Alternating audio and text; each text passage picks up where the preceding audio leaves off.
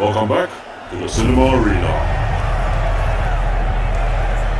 In tonight's Versus Tournament, they're inspirational, they're sensational, and most of all, they're financially successful.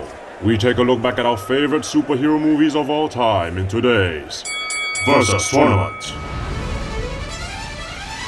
In the left corner, a Han Solo wannabe joins forces with a mysterious assassin, a vengeful blunt instrument, a barely talking tree, and a scientific experiment gone wrong to form everyone's favorite gang of misfit heroes. Please welcome the Guardians of the Galaxy.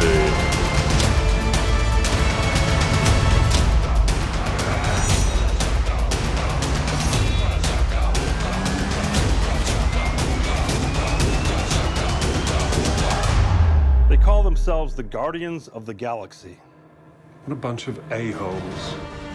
And in the right corner, everyone's favorite web-slinger battles an eight-limbed foe, the loss of his powers, and an endless string of bad days as life fails to give old Peter Parker a break. It's Sam Raimi's much-beloved Spider-Man 2.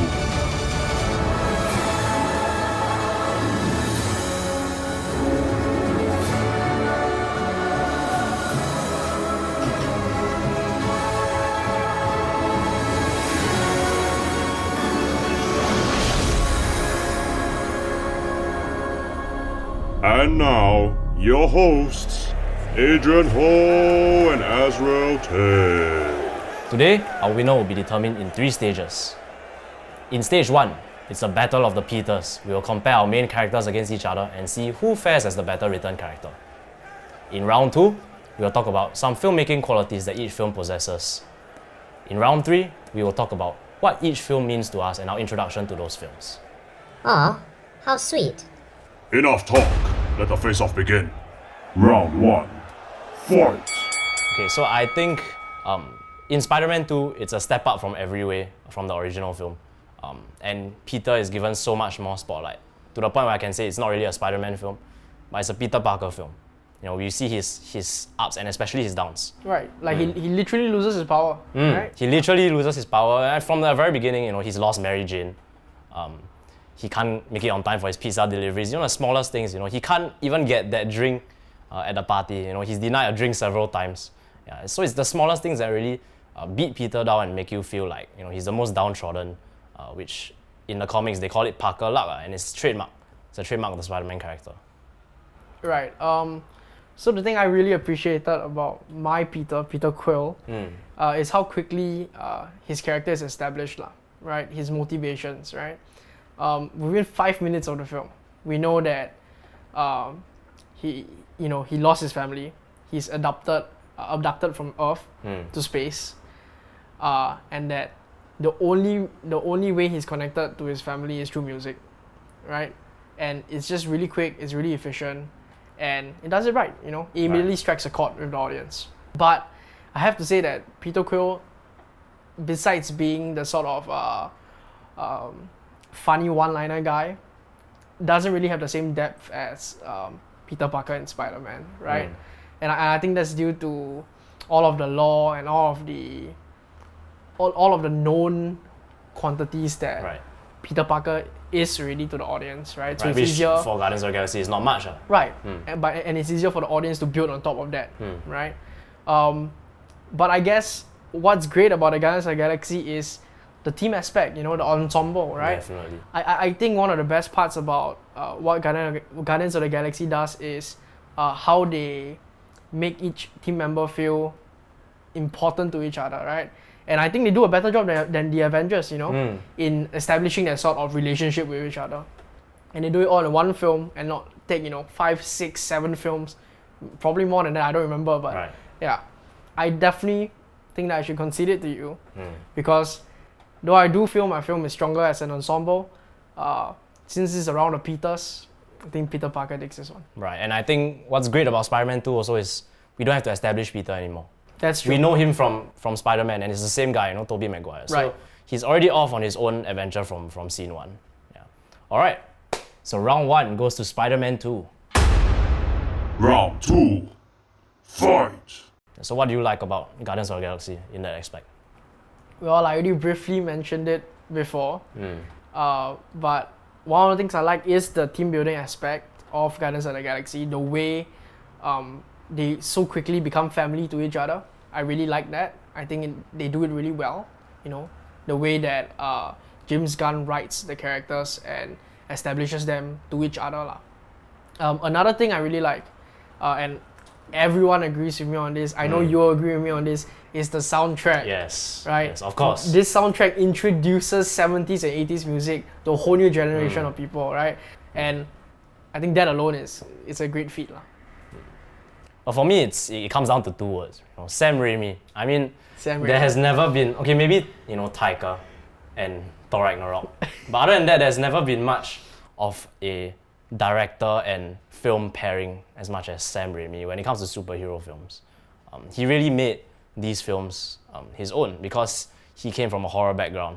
He came from knowing that campy B-movie style, and he translates that into superhero form so well. Like the raindrops keep falling on my head sequence is pure Sam Raimi. You know, he's not doing anything else besides being himself. And even when he touches back to his horror roots, in the Doc Ock sequence in the hospital, Right. that is pure Sam Raimi, you know, uncut, but it's great. Yeah. Really incredible use of shadows. Right. I love it, yeah. And the visual effects, I mean, they were pioneering it for their time, and they won an Oscar for it as well. Oh, I did not know that. Yeah. That's very cool. So it definitely paved the way lah, technically. All right, man. You know what? I think I'm kind of getting pummeled here, but yeah, I think Spider-Man 2 deserves the win here. I think Sam Raimi is really a auteur director lah, and it's great to see these directors get a chance to direct something mainstream, and to see how they combine their specialty with the mainstream sort of films. But don't get me wrong, I mean, James Gunn is Guardians of the Galaxy. Like, you yeah. can't have it Yeah. either way. Right, like if you've seen the Suicide Squad trailer, like that's his brand, you know, making sort of misfits fit Yeah, together like in role a characters. film. Yeah, exactly. So I guess round 2 we're gonna give it Yep, to to Spider-Man 2. Spider-Man 2. Round 3. Fight. Okay, so round 3, what each film means to us. I have known about Spider-Man 2 since I was a kid, but I've never really taken interest in the Tobey Maguire films until my teenage days, like my 13, 14-year-old self discovered to Okay. rediscover those films. But as a kid, you know, my dad loved them, but I thought, you know, they were really cheesy and stuff. And back in the old days, I didn't know any better. So I always preferred the Andrew Garfield Spider-Man films, which, you know, not the best, but I was a kid. Yeah. Right. And only recently did I start to discover what a masterpiece that Spider-Man 2 is. Right. Yeah. But personal connection, honestly, very marginal. Yeah. Right.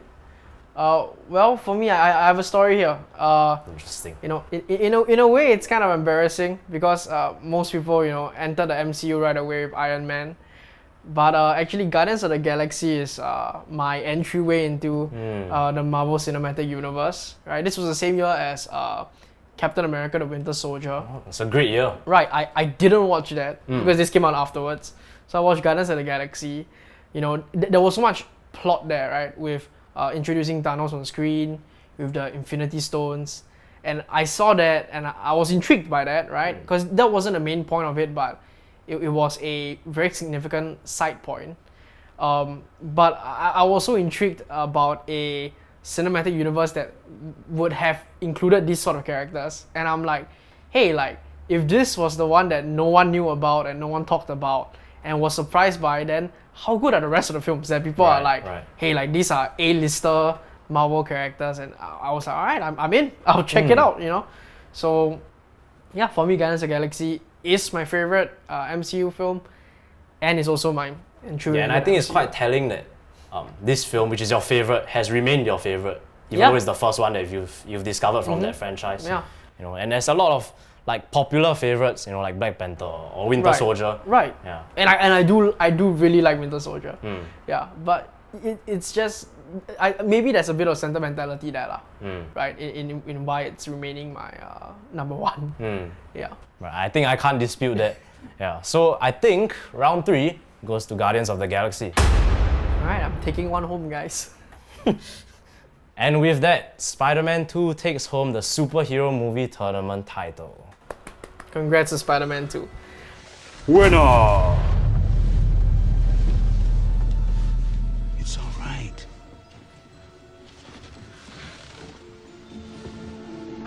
We found something.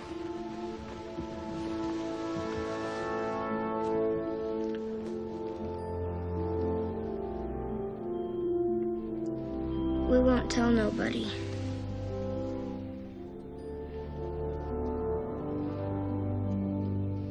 So watch Spider-Man 2 and Guardians of the Galaxy. You haven't seen them.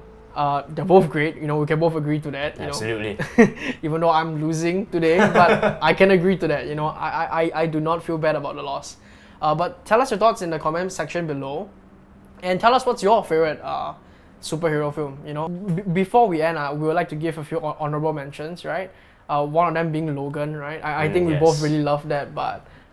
We picked something more sentimental to us. And of course, the Dark Knight trilogy from Nolan. Just an amazing trilogy that really jump-started the superhero craze, right? Yeah, so just tell us your thoughts in the comments below, you know, about whether you love the verses and whether you would have picked something else instead. Thanks for watching. Give us feedback on how we've been so far as well. And catch you guys next time on the Cinema Arena.